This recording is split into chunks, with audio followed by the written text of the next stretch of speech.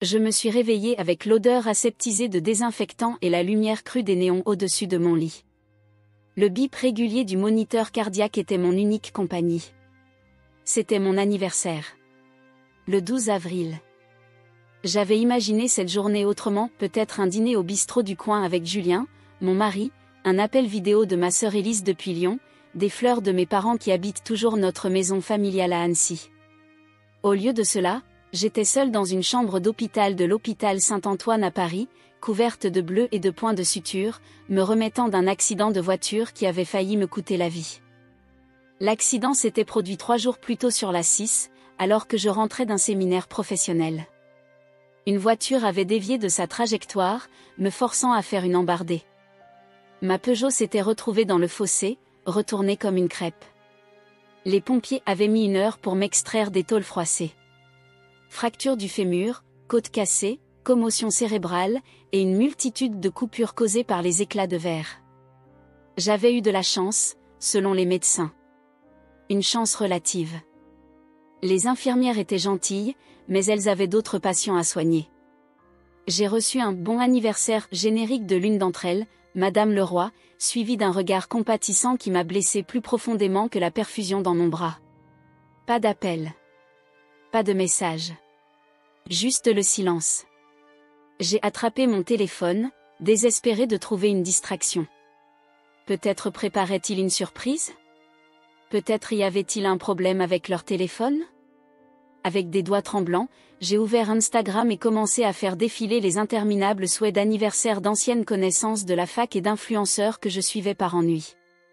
C'est alors que j'ai vu quelque chose qui m'a glacé le sang, le nom de ma sœur, identifié dans une story.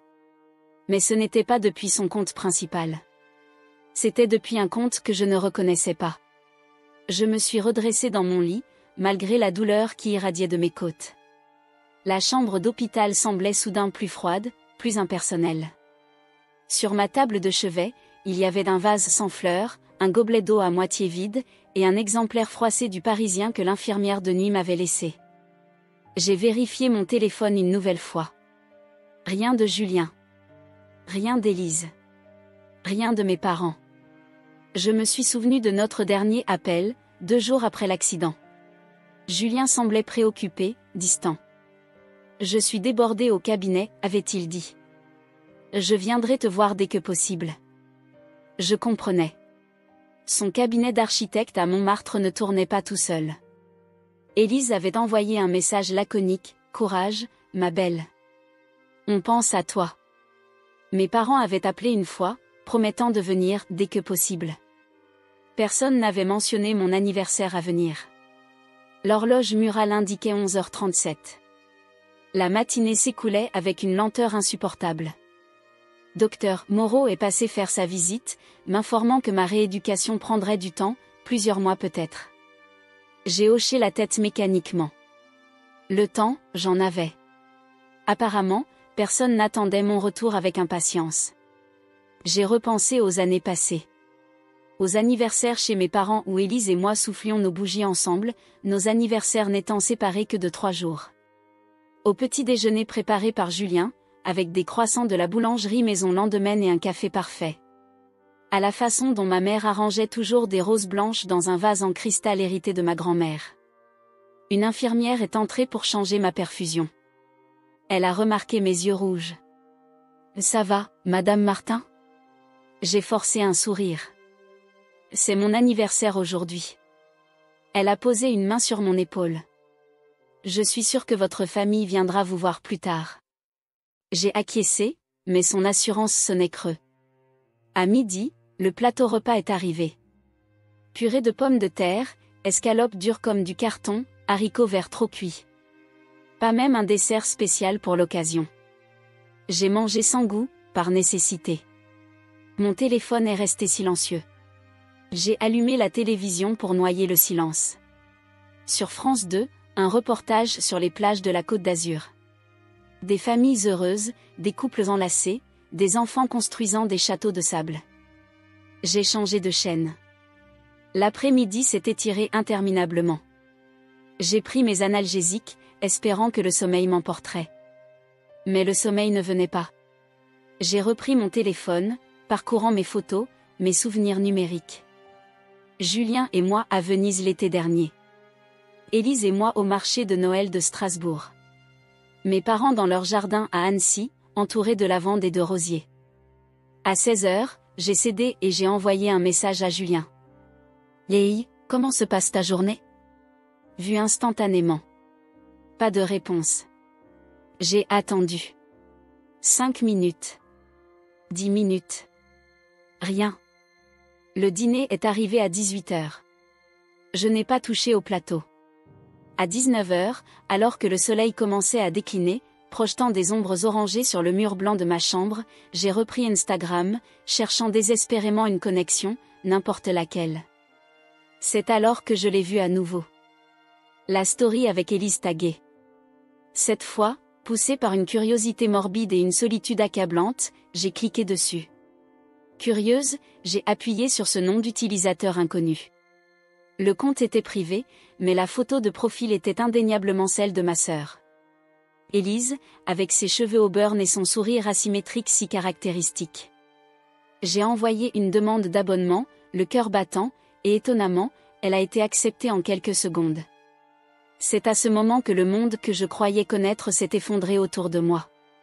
Sa dernière story était une vidéo, mes parents, ma sœur et mon mari sur un bateau de croisière de luxe. Rire, champagne, danse sous le soleil méditerranéen. Ma mère portait le collier en perles de Tahiti que je lui avais offert au dernier Noël, acheté avec 3 mois de mon salaire d'architecte d'intérieur. Mon père tenait un cocktail exotique orné d'un petit parasol. Élise prenait des selfies, faisant la moue devant la caméra. Et Julien, il avait ses bras autour de la taille de ma sœur, lui chuchotant quelque chose à l'oreille. Ils avaient tous l'air tellement heureux, tellement loin du cauchemar stérile que je vivais. Je suis restée figée, fixant l'écran tandis que la vidéo tournait en boucle. Ma poitrine s'est serrée. Pas un seul d'entre eux n'avait mentionné un voyage. Pas un seul n'était venu me voir. J'ai essayé de rationaliser, peut-être était-ce un malentendu? Peut-être avait-il été forcé d'y aller et ne pouvait pas s'en sortir? Mais la date était claire, aujourd'hui. Mon anniversaire. Le même jour où je gisais dans un lit d'hôpital, oublié. J'ai fait défiler les autres stories. Il y en avait plusieurs, toutes publiées dans les dernières 24 heures. Une vidéo de mes parents et Julien dégustant des fruits de mer sur le pont supérieur. Une photo d'Élise et Julien, lunettes de soleil de designer, posant devant un coucher de soleil méditerranéen avec la légende Jour 4, la magie continue cœur noir. Une série de clichés montrant l'intérieur luxueux de leur cabine. Des verres de champagne mouette portant l'inscription MSC Croisière, route des îles grecques. Jour 4. Cela signifiait qu'ils étaient partis pendant que j'étais inconsciente à l'hôpital. Qu'ils avaient planifié ce voyage avant mon accident. Ou pire, qu'ils l'avaient précipité après. Le nom du compte était @elisevoyage-privé. Un compte créé pour partager ses voyages, ou pour cacher certains aspects de sa vie. J'ai commencé à parcourir son profil, remontant dans le temps. Des photos d'Élise et Julien datant de plusieurs mois. Des dîners dans des restaurants parisiens que je reconnaissais, le comptoir du Relais, Septime, des endroits où Julien et moi avions nos habitudes. Sur certaines photos, ils étaient assis côte à côte, leurs épaules se touchant d'une manière qui semblait maintenant trop intime. Il y avait des photos de week-end que Julien m'avait dit passer à travailler sur des projets ou à voir de vieux amis. Des escapades à Deauville en février. Un week-end à Bordeaux en mars. Toujours avec Élise. Parfois avec mes parents. Mes mains tremblaient. J'ai failli lâcher mon téléphone. Une infirmière est entrée pour vérifier mes constantes, et j'ai rapidement verrouillé l'écran. Elle a remarqué mon visage blême. « Vous allez bien, Madame Martin? Votre tension semble un peu élevée. »« Je vais bien, ai-je murmuré. Juste un peu fatiguée. » Elle a hoché la tête, pas vraiment convaincue, mais trop occupée pour insister. « Essayez de vous reposer. Je reviendrai dans 1 heure. » Dès qu'elle est sortie, j'ai repris mon exploration macabre. J'ai cliqué sur les personnes que ce compte suivait.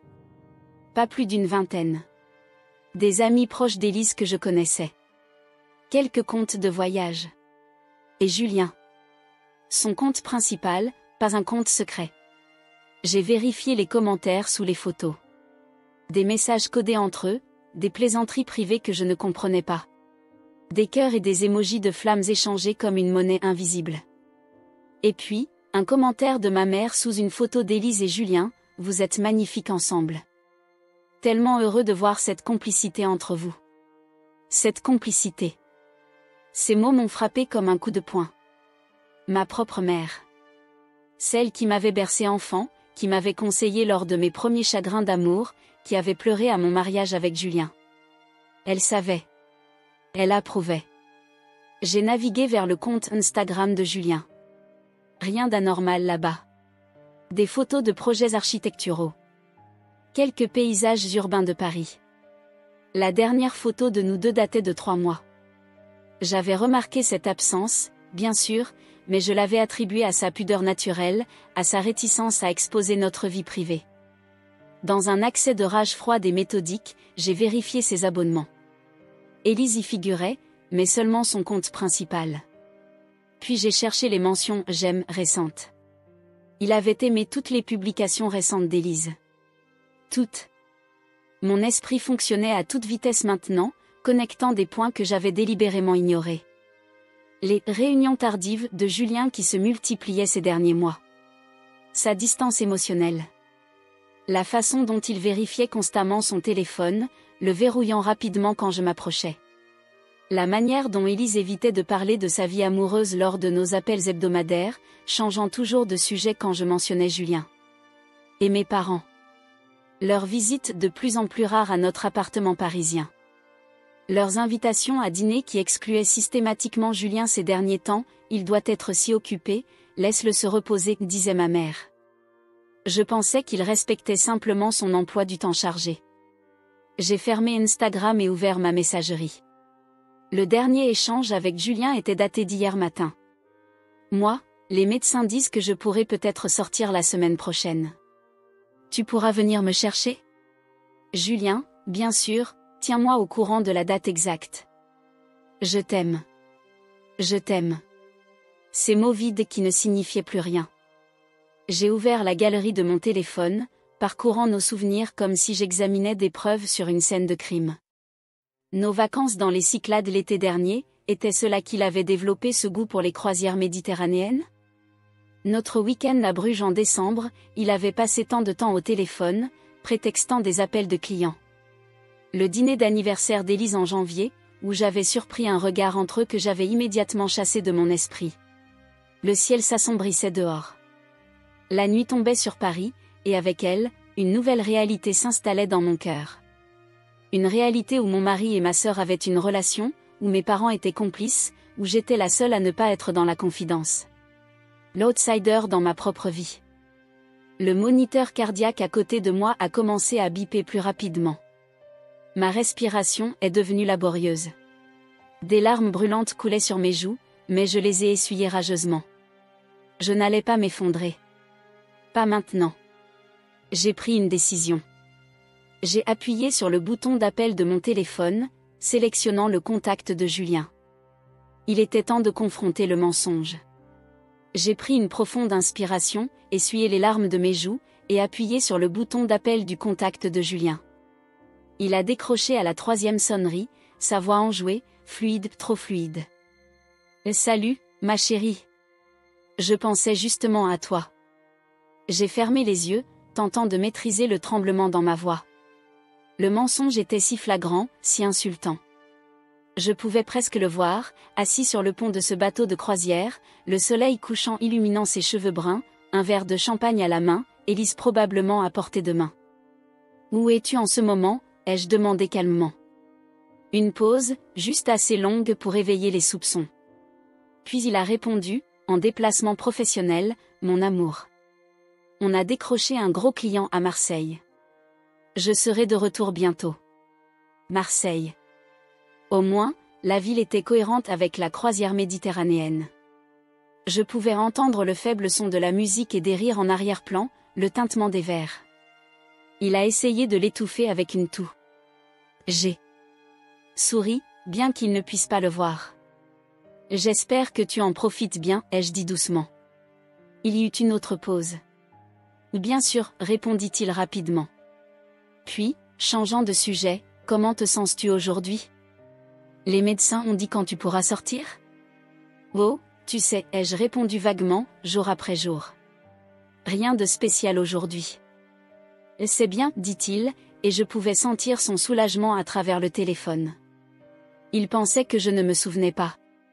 L'accident avait provoqué une légère amnésie des événements récents, selon les médecins. Peut-être espérait-il que j'avais aussi oublié mon propre anniversaire. Et toi, ai-je continué, que as-tu fait de beau aujourd'hui? Oh, la routine, dit-il négligemment. Réunion toute la journée. Présentation du projet. Je suis crevé. Je pouvais presque voir la scène, lui, s'éloignant du groupe, cherchant un coin tranquille sur le pont du navire, peut-être se cachant derrière une cheminée ou s'appuyant contre la rambarde, l'écume blanche des vagues en contrebas. Et les autres, attendant qu'il termine cet appel gênant avec sa femme hospitalisée. Julien, ai-je dit, mon ton soudainement sérieux, tu te souviens quel jour on est aujourd'hui? Un silence. Je pouvais presque entendre les rouages de son cerveau tourner frénétiquement, cherchant la signification de la date. Le 12 avril, non. Exactement, ai-je répondu. Le 12 avril. J'ai attendu. 1 seconde. 2 secondes. 3.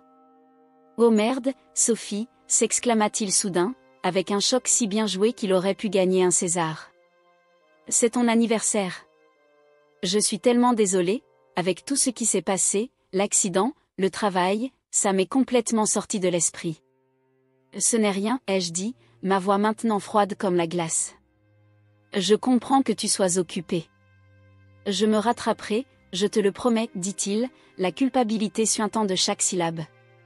Dès que je rentre, on fêtera ça en grand. Restaurant, cadeau, tout ce que tu veux. Ce serait merveilleux, ai-je répondu, sachant pertinemment que cette promesse était aussi vide que notre mariage. Et comment va Élise? Tu as des nouvelles? Sa réponse fut trop rapide, trop calculée. Et Élise? Non, pourquoi?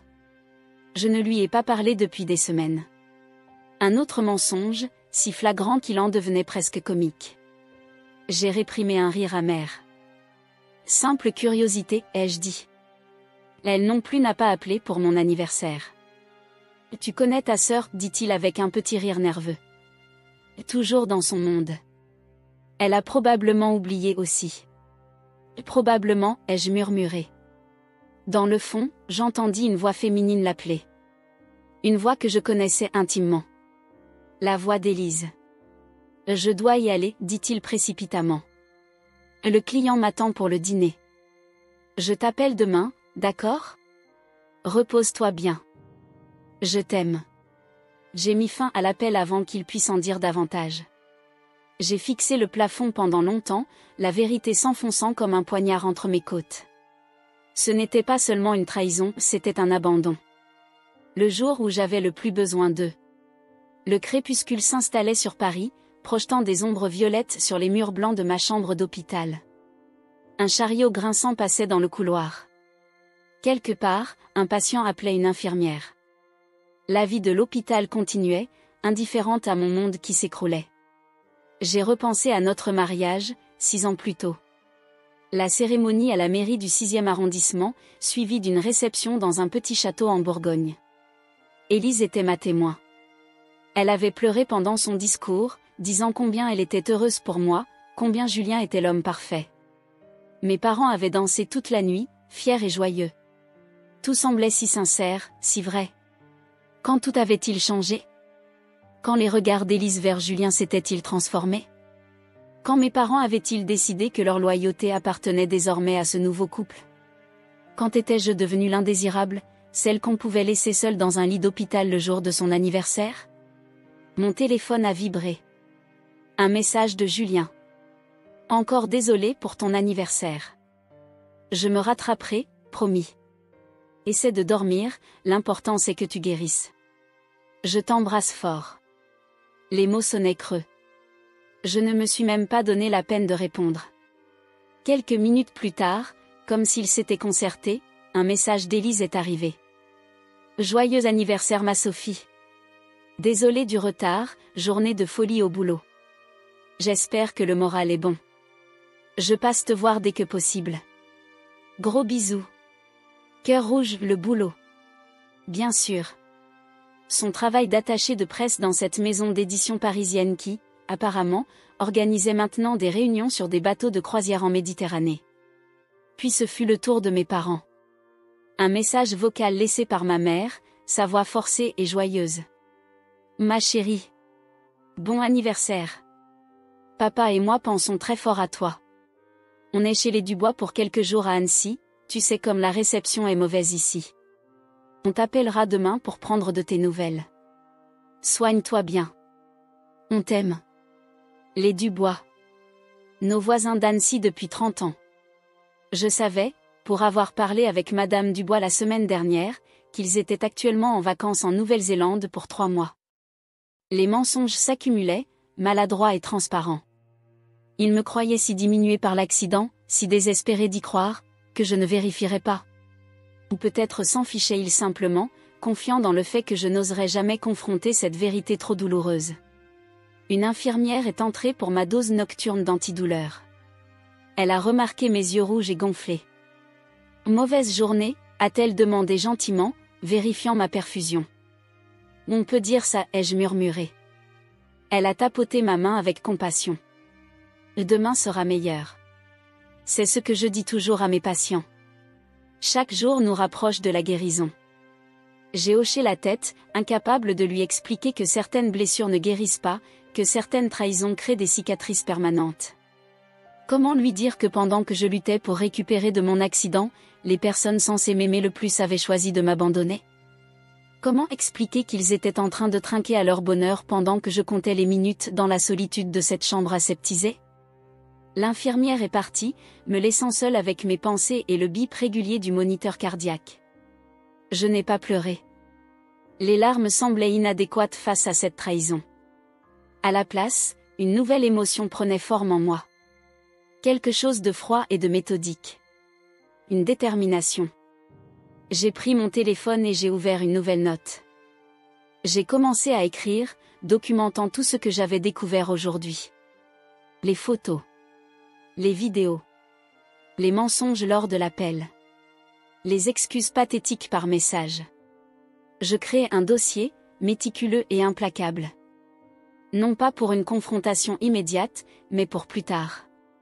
Quand je serai prête. Cette nuit-là, alors que Paris s'endormait sous un ciel étoilé, j'ai pris une décision. Je ne confronterai pas Julien. Pas encore. Je ne hurlerai pas ma douleur à Élise. Je ne demanderai pas d'explication à mes parents. Je les laisserai profiter de leur croisière, de leur champagne, de leur trahison. Et pendant ce temps, silencieusement, patiemment, je planifierai ma suite. Cette nuit-là, je n'ai pas pu dormir. Mon esprit rejouait les images de la vidéo encore et encore. Docteur Moreau m'avait prescrit des somnifères, mais je les ai délibérément laissés sur ma table de chevet. Je voulais rester lucide, analyser, comprendre. J'ai rallumé mon téléphone et me suis replongée dans le compte secret d'Élise. J'ai fait défiler plus profondément dans son fil. Photo après photo, toujours les mêmes personnes, toujours le même mensonge. Ma sœur et mon mari semblaient plus proches qu'ils ne devraient l'être. Mes parents, complices dans leur silence, souriaient fièrement à leur côté. Une photo en particulier a retenu mon attention. Prise 2 mois auparavant au café de Flore, sur le boulevard Saint-Germain. Julien et Élise, penchés l'un vers l'autre, leurs mains entrelacées sur la table. La légende disait simplement « Dimanche parfait, boisson chaude, cœur rouge ». Je me souvenais de ce dimanche. Julien m'avait dit qu'il travaillait sur le projet La Fontaine, cette rénovation d'hôtel particulier dans le Marais qui accaparait ses week-ends depuis des mois. J'avais passé la journée seule dans notre appartement du 11e, préparant mes cours pour la semaine, j'enseignais l'architecture d'intérieur à l'école Boulle 3 jours par semaine. J'ai ouvert WhatsApp, parcourant mes conversations avec Élise. Fin janvier, elle m'avait parlé d'un homme qu'elle fréquentait. Un type bien, tu verras, avait-elle écrit. Je te le présenterai quand ce sera plus sérieux. Je lui avais demandé des détails, son métier, comment ils s'étaient rencontrés. Elle avait éludé, disant qu'elle préférait attendre. Maintenant, je comprenais pourquoi. Le 14 février, jour de la Saint-Valentin, Julien avait prétexté à un dîner professionnel. J'avais mangé seule, me consolant avec une comédie romantique et du chocolat Valrhona. Sur le compte secret d'Élise, une photo datée du même jour montrait une table au restaurant Le Jules Verne, dans la Tour Eiffel, avec 2 coupes de champagne et la légende « Les meilleures vues sont celles qu'on partage ». Pas de visage sur cette photo, juste des mains se touchant au-dessus de la nappe blanche. J'ai commencé à mettre des notes dans mon téléphone, créant une chronologie des mensonges. J'étais architecte après tout, la précision et la structure étaient mon domaine. Le premier indice datait de novembre dernier, lors du Thanksgiving que nous avions célébré à l'américaine chez des amis expatriés. Julien et Élise avaient disparu pendant presque 1 heure, revenant séparément, prétextant une longue file aux toilettes pour l'une, un appel téléphonique urgent pour l'autre. À l'époque, je n'y avais vu que des coïncidences banales. J'ai commencé à assembler les pièces. Les réunions tardives de Julien qui se multipliaient. Les voyages d'affaires soudains. La façon dont sa douche durait toujours plus longtemps quand il rentrait, comme s'il voulait effacer toute trace d'un autre parfum. Les appels qu'il prenait sur le balcon, parlant à voix basse. Les week-ends où Élise était indisponible pour nos brunchs mensuels. Puis il y avait mes parents. Leur comportement avait aussi changé. Ma mère, qui m'appelait presque quotidiennement, avait espacé ses appels. Mon père, d'habitude si prompt à demander conseil à Julien pour ses projets de bricolage, semblait l'éviter lors de nos derniers dîners de famille. Je pensais qu'il désapprouvait quelque chose, peut-être notre décision de ne pas avoir d'enfant tout de suite, Julien et moi privilégiant nos carrières. Maintenant, je comprenais qu'il n'évitait pas Julien, il m'évitait moi. Une photo particulière m'a glacé le sang. Datée de janvier, elle montrait mes parents, Élise et Julien dans le salon de la maison familiale à Annecy. Ils levaient leurs verres, souriant. En arrière-plan, sur le buffet Henri II qui avait toujours trôné dans cette pièce, on distinguait clairement un cadre photo renversé. Je savais quel cadre c'était, celui de mon mariage avec Julien. Il l'avait délibérément couché face contre le bois, effaçant symboliquement mon existence de cette nouvelle configuration familiale. À 3 heures du matin, une infirmière de nuit est entrée pour vérifier mes constantes. Elle a froncé les sourcils en me voyant éveillée, les yeux rouges, fixant mon téléphone. « Vous devriez dormir, Madame Martin », a-t-elle dit doucement. « La guérison nécessite du repos. » J'ai hoché la tête mécaniquement. La guérison. Comme si le sommeil pouvait réparer ce qui venait d'être irrémédiablement brisé. Quand elle est partie, j'ai continué mon enquête macabre. J'ai consulté nos relevés bancaires communs, accessibles via notre application. Des retraits importants de Julien ces derniers mois. Des paiements à des boutiques de luxe, Cartier, Chanel, Dior. Je n'avais reçu aucun de ces cadeaux.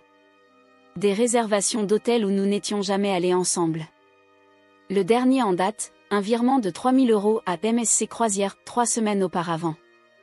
J'ai vérifié les publications Facebook de mes parents. Rien d'anormal là, juste des photos de leur jardin, de leurs vacances à la montagne. Mais quand j'ai cherché Élise dans leurs publications taguées, j'ai trouvé des événements récents où elle apparaissait toujours aux côtés de Julien. De petits dîners. Un concert à la Philharmonie de Paris. Une exposition au Centre Pompidou. Des sorties culturelles où ma présence aurait été naturelle, mais dont j'ignorais tout. L'aube commençait à poindre quand j'ai eu une idée.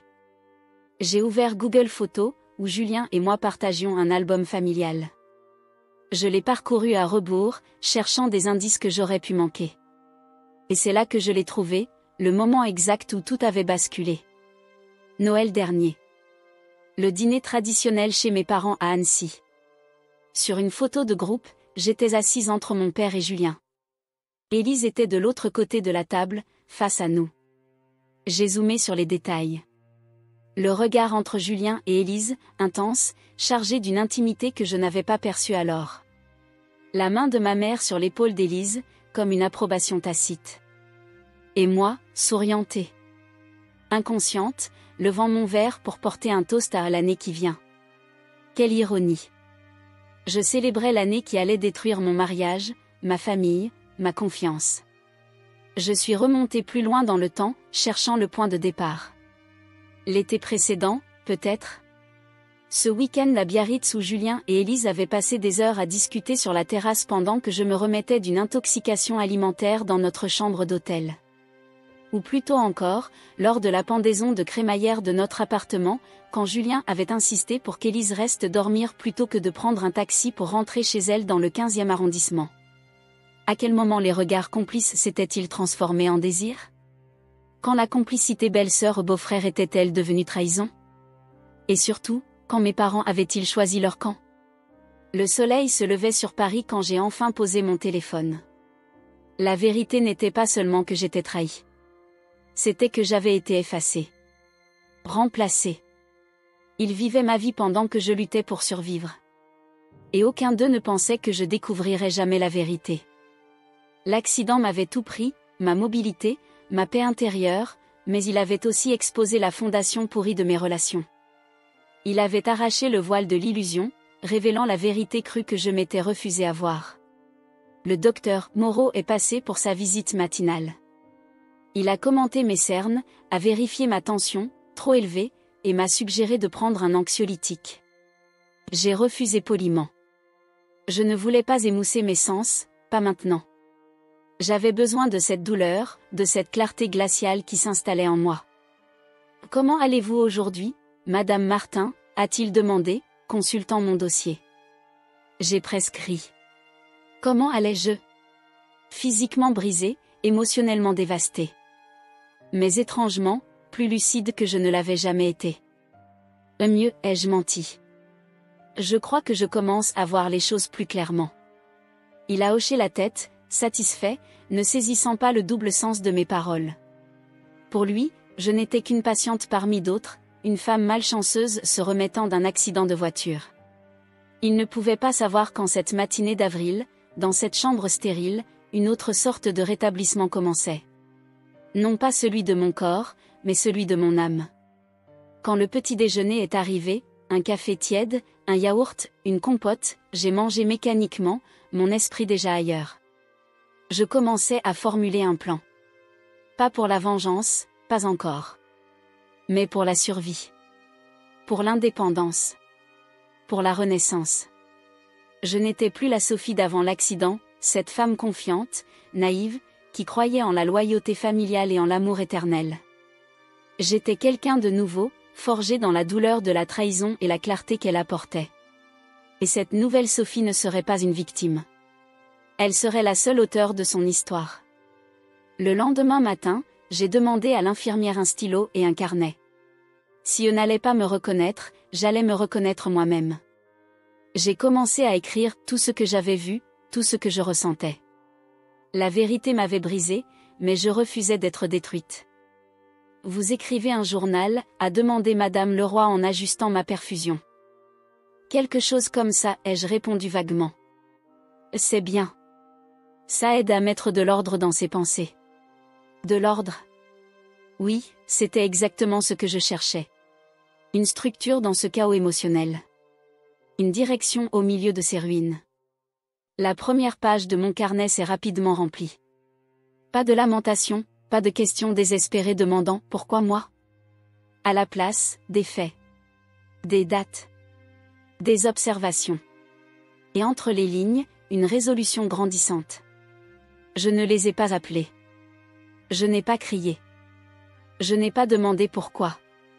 Qu'il continue à croire que j'étais toujours dans l'ignorance. Qu'il publie une autre photo sous le soleil, persuadé qu'il s'en était tiré. J'avais quelque chose de bien plus puissant que la confrontation, le silence. Et le temps. Il ne le savait pas, mais j'avais déjà commencé à planifier mon prochain mouvement. Pendant que j'écrivais, une infirmière est entrée avec un petit bouquet de fleurs. « Et livraison pour vous » a-t-elle dit en souriant. Mon cœur a fait un bond. Peut-être avais-je tort? Peut-être s'était-il souvenu, finalement? J'ai ouvert la carte qui accompagnait les fleurs. Bon rétablissement, Sophie. L'équipe de Maison et Objets pense à toi. Mes collègues du salon de design où j'exposais régulièrement mes créations. Pas ma famille. Pas mon mari. Des personnes avec qui je partageais une passion professionnelle, mais pas ma vie intime. J'ai remercié l'infirmière et placé les fleurs près de la fenêtre.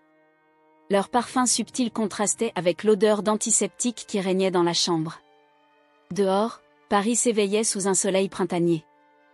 Les terrasses de café se remplissaient, les gens vaquaient à leurs occupations. La vie continuait, indifférente à mon drame personnel. Mon téléphone a vibré. Un message de Julien. Bonjour ma chérie. Comment te sens-tu aujourd'hui? Je pense à toi. J'ai fixé l'écran longtemps. La facilité avec laquelle il mentait était presque impressionnante. J'ai inspiré profondément et décidé de jouer le jeu mieux. Les médecins sont contents de mes progrès. Et toi, comment se passe ton voyage d'affaires?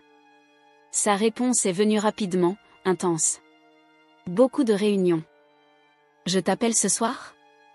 Bien sûr, ai-je répondu, sachant pertinemment qu'il serait probablement en train de dîner avec Élise et mes parents sur le pont d'un bateau de croisière. Là ce soir. J'ai repris mon carnet et continué à écrire. Sous le titre Plan d'action, j'ai commencé à lister mes étapes futures. 1. Contacter une avocate spécialisée en divorce. 2. Sécuriser mes finances personnelles. 3. Trouver un logement temporaire. 4. Récupérer discrètement mes effets personnels importants. 5. Documenter toutes les preuves de la trahison. Chaque mot que j'écrivais me rendait un peu plus forte. La douleur était toujours là, brûlante, mais elle se transformait peu à peu en une détermination froide et calculée. L'après-midi, le kinésithérapeute est venu pour ma séance quotidienne. Monsieur Laurent, un homme d'une 50aine d'années à la voix douce et aux mains fermes, m'aidait à retrouver ma mobilité depuis mon réveil à l'hôpital. Vous avez l'air différente aujourd'hui, a-t-il remarqué alors qu'il m'aidait à me tenir debout. Comment ça, ai-je demandé, surprise par son observation. Je ne sais pas, plus déterminé, peut-être. Il y a une étincelle dans vos yeux qui n'était pas là hier.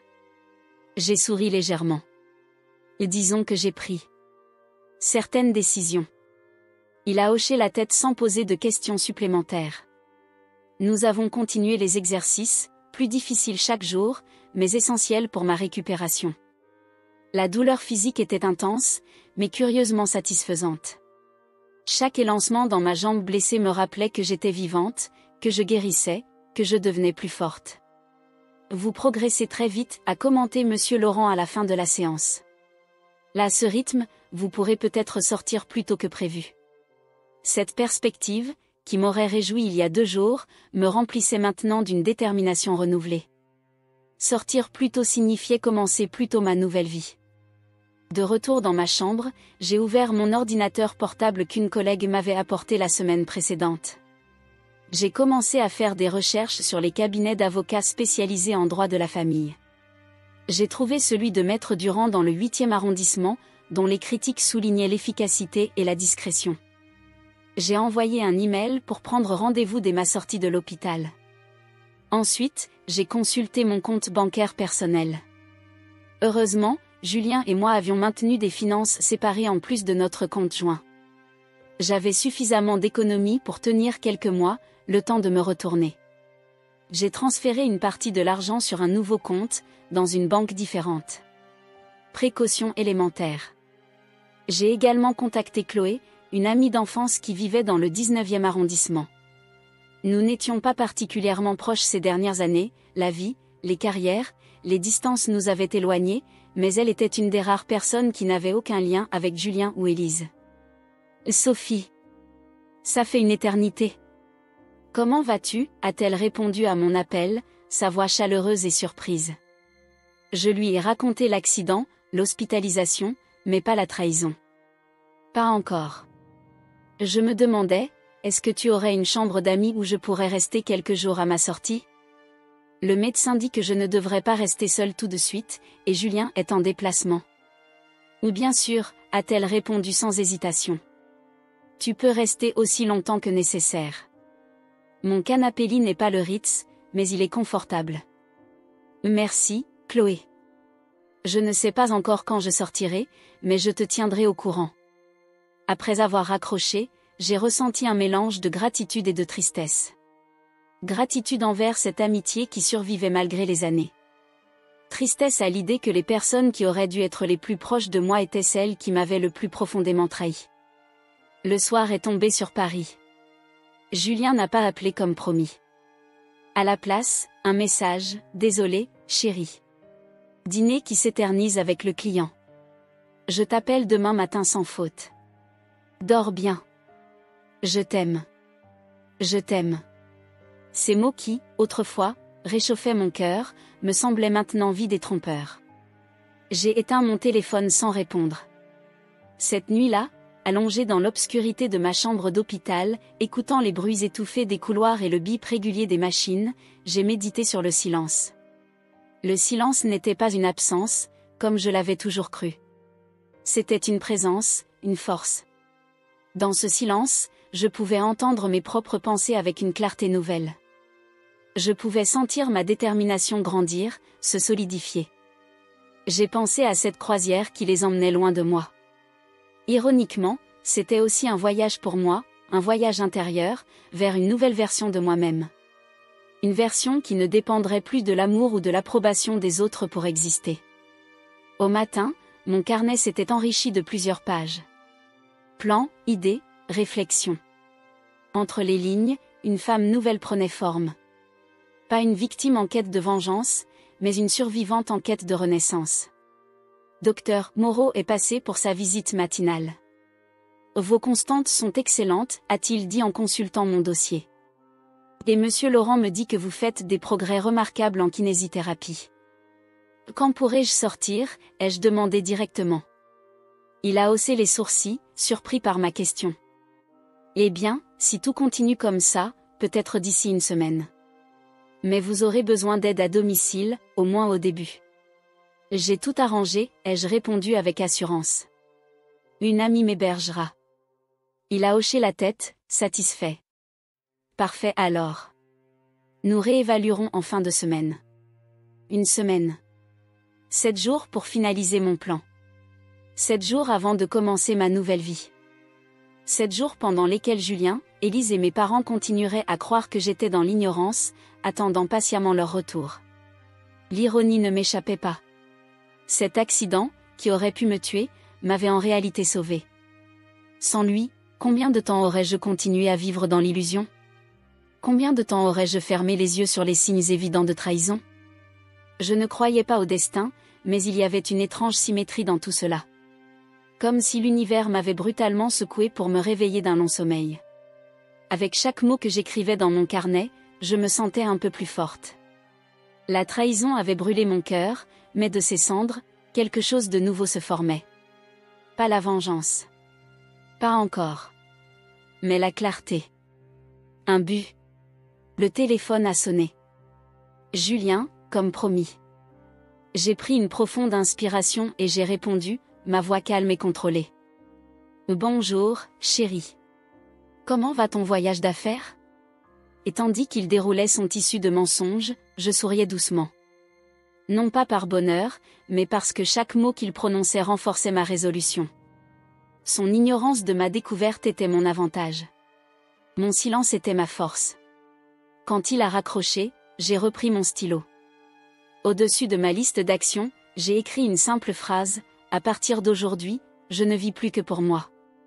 Quelques semaines plus tard, j'ai été libérée de l'hôpital. Je suis partie sans les avertir. Je ne leur devais pas ma présence, ma voix, ou ma douleur. Je n'avais aucune intention de retourner à la vie que j'avais autrefois, elle n'existait plus. J'ai emménagé chez Chloé, qui m'a accueilli à bras ouverts dans son petit appartement lumineux du 19e, près du parc des Buttes-Chaumont. La veille de ma sortie, j'avais envoyé un message à Julien, « Je sors demain. La kiné se poursuivra en ambulatoire. » C'était froid, factuel, dépourvu de toute émotion. Sa réponse avait été immédiate, « Génial. Je serai là pour te chercher. » On rentre à la maison, enfin. Je n'avais pas répondu. Le lendemain matin, alors que Dr Moreau signait mes papiers de sortie, mon téléphone avait vibré frénétiquement. Julien, puis Élise, puis ma mère. Je les avais tous ignorés. Chloé m'attendait dans le hall, son sourire chaleureux contrastant avec l'anxiété qui se lisait dans ses yeux. Et tu es sûr que c'est ce que tu veux, m'avait-elle demandé alors qu'elle m'aidait à monter dans son Renault Capture. Julien doit être inquiet. J'en suis certaine, avais-je répondu, le regard fixé sur la route devant nous. Je t'expliquerai tout. Mais pas maintenant. Le trajet jusqu'à son appartement s'était fait dans un silence relatif, seulement entrecoupé par les commentaires de Chloé sur les nouveaux cafés du quartier, la rénovation de la place des fêtes, les concerts gratuits prévus pour l'été au parc.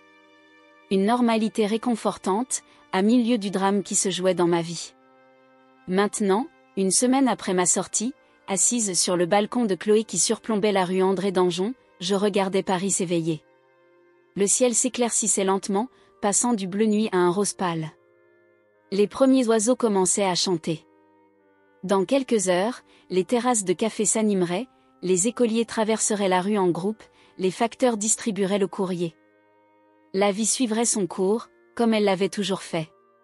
Mon téléphone était resté éteint depuis ma sortie de l'hôpital. Je savais qu'il contiendrait des dizaines d'appels manqués, de messages inquiets, puis en colère, puis suppliants. Julien avait probablement contacté tous nos amis communs, peut-être même la police. Élise aurait feint l'inquiétude. Mes parents auraient exprimé leur incompréhension. « Tu ne peux pas rester déconnecté éternellement », avait dit Chloé hier soir, alors que nous partagions une bouteille de Sancerre. Je lui avais tout raconté. La trahison, la croisière, les mensonges. Elle avait écouté sans interrompre, ses yeux s'agrandissant sous le choc. Je sais, avais-je répondu. Mais j'ai besoin de ce temps. Pour me reconstruire. Pour savoir qui je suis sans eux. C'était vrai. Depuis toujours, je m'étais définie par mes relations familiales. La fille cadette d'Hélène et Pierre Mercier. La sœur d'Élise. L'épouse de Julien. Ces identités s'étaient superposées, me définissant plus clairement que mes propres passions ou aspirations. Même ma carrière d'architecte d'intérieur, que j'aimais pourtant, semblait parfois n'être qu'une extension de mon identité sociale.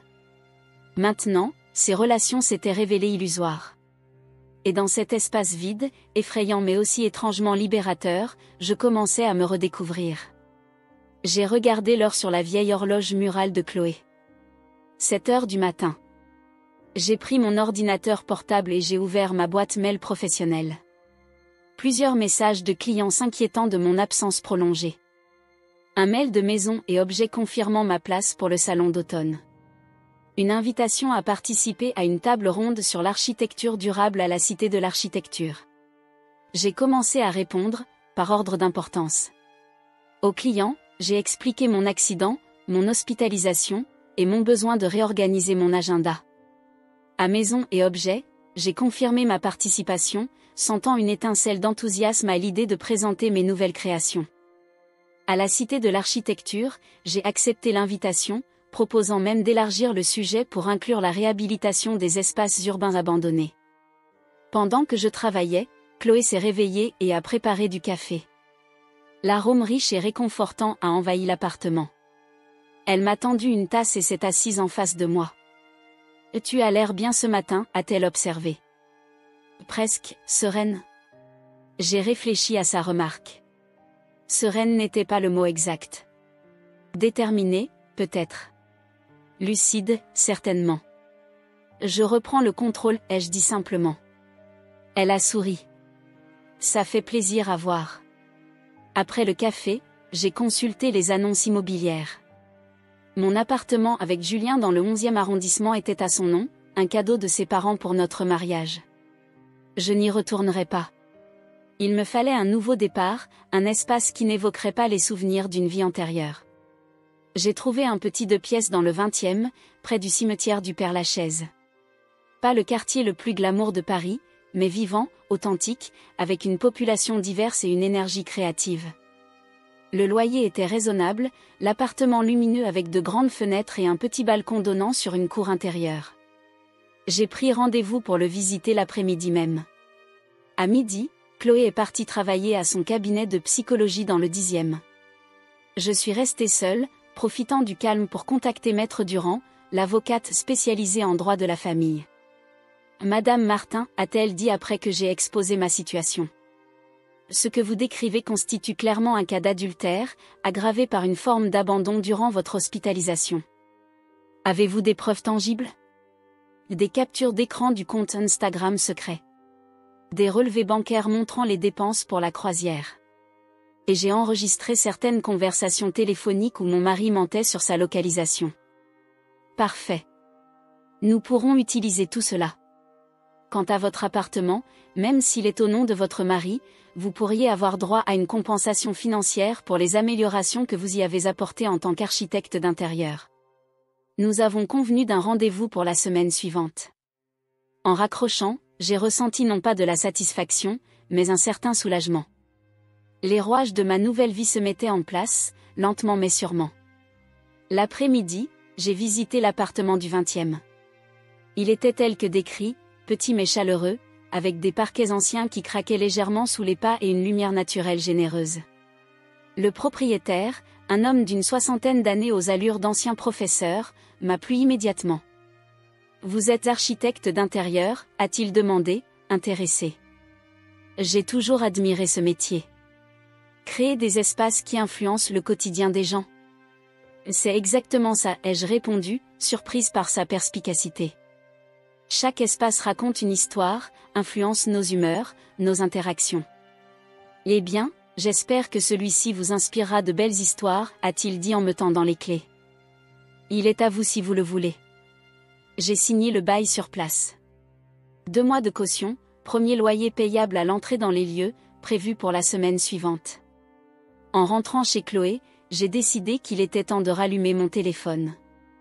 L'écran s'est illuminé, puis a commencé à vibrer frénétiquement alors que les notifications affluaient. 23 appels manqués de Julien. 12 d'Élise. 7 de ma mère. 5 de mon père. Et des dizaines de messages, passant de l'inquiétude à la colère, puis au désespoir. Le dernier message de Julien, envoyé ce matin même, « Sophie, je suis fou d'inquiétude. Je suis rentré hier soir.